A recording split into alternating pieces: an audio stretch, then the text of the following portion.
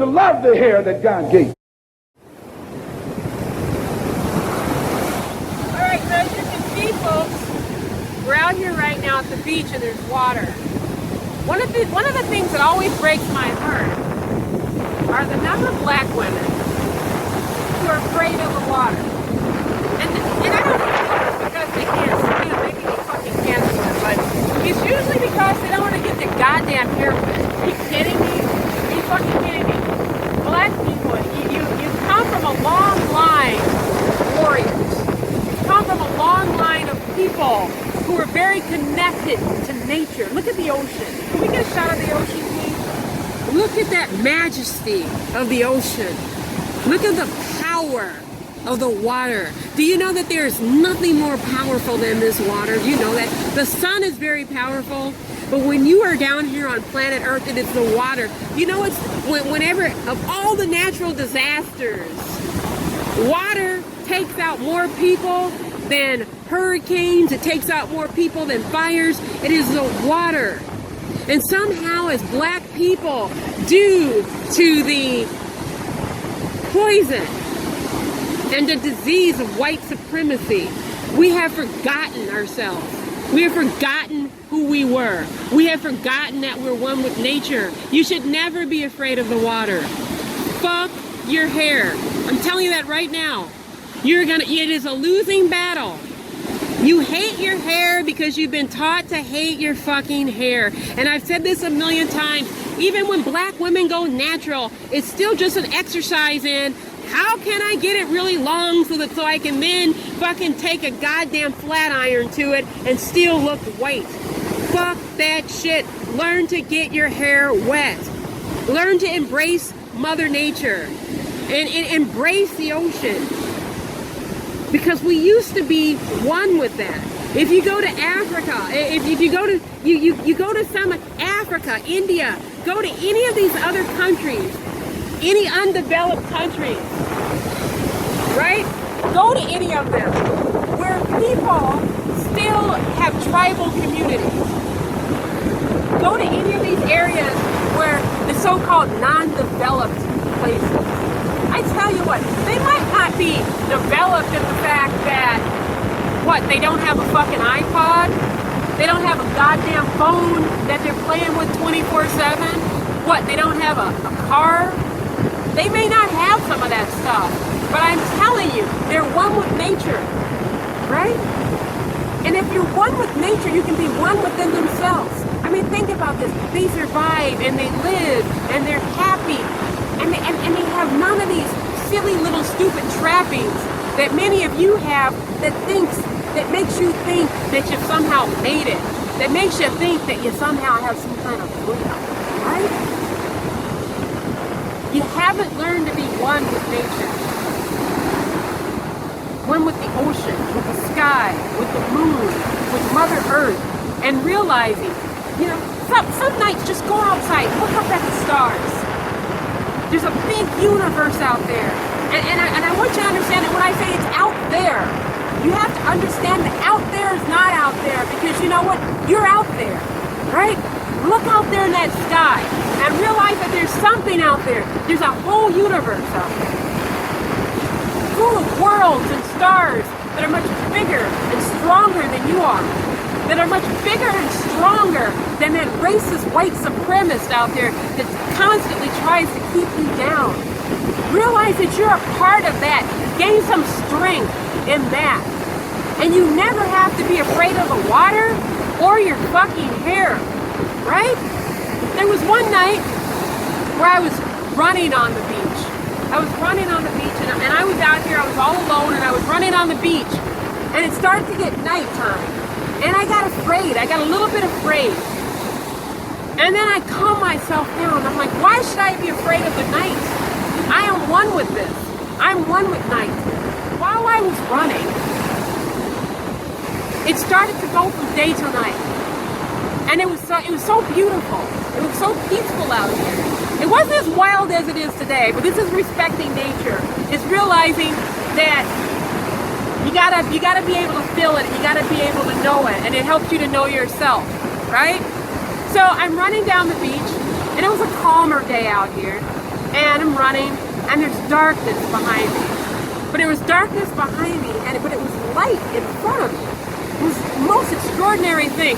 It was day and night at the same time, and there I was right in the middle.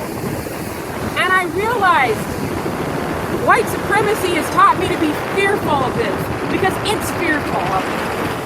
White supremacy is afraid of nature. It goes and it kills. It kills extinct animals. It kills tigers. They kill lions. They always have a gun. They're always ready to hunt one of God's creatures because they don't respect the world. They don't respect nature. And so because of that, it's going to come back. It's going to bite them in their ass. Because of that, they're going to get so much negative, horrible karma for that. You do not get anywhere by not respecting this planet, by not having reverence for it. Okay?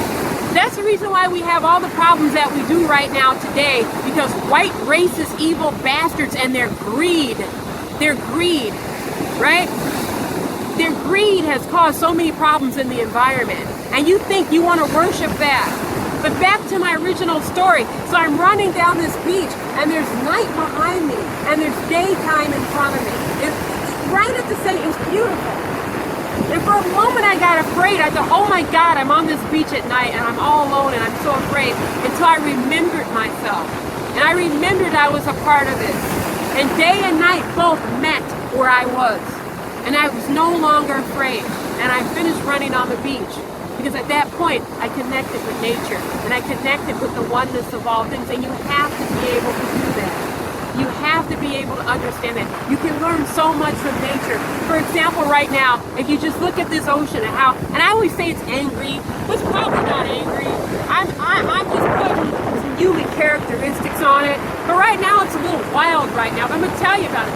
You know, look at that ocean right now. It's a little wild. Look at the clouds. They're a little gray right now. But the thing about nature doesn't apologize, right? It accepts who it is. It knows who it is.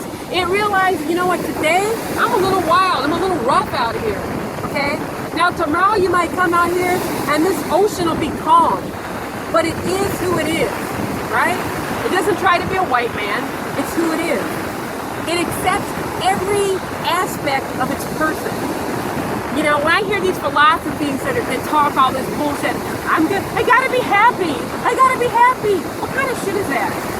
Okay? I gotta be happy all the time. I would drop that philosophy. Because nowhere is it written that you will be happy all the time. And I'm gonna tell you right now, you shouldn't be. Okay? Just like this ocean, you got your season, you got your time. Sometimes you gotta be like this. You got to be intense, on fire, and have some anger, some fire under your belly. And then other times calm, right? That's what life is. It's about knowing who you are. It's about accepting who you are, right? It's about having respect for the different seasons. Having respect for the different seasons and the different changes in who you are and respecting it, okay? This ocean does not walk around and say, gee, I gotta be calm all the time. Gotta be happy. No. Change doesn't happen from Casper milk toast. Okay? Nature accepts itself. Nature just is. Okay? And once you become a part of nature, then you will be doing the same thing. You gotta learn to do that same fucking thing. Don't apologize.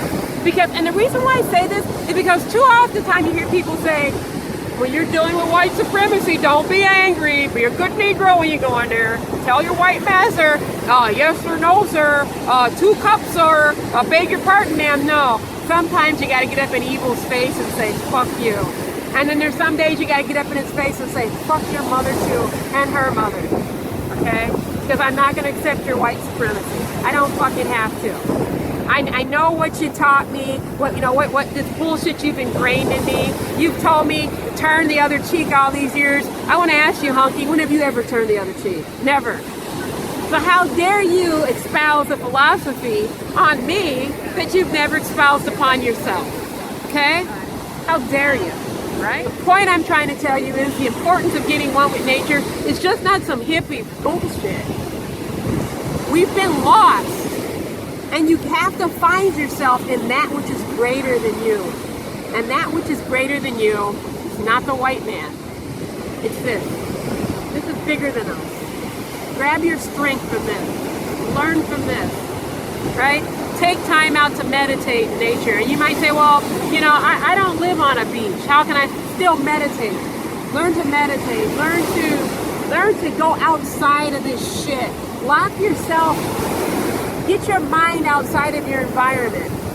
Because if you're in a bad environment right now, the only way you get out of it is by creating one here first. And believing that you can overcome anything. Because even as pretty as this is, like I said before, life is full of ups and downs.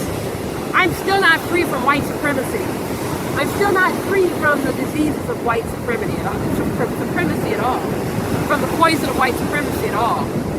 And I will never delude myself as to such, ever.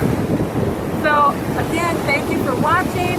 I want you to keep up the good fight. Thanks for watching. Bye.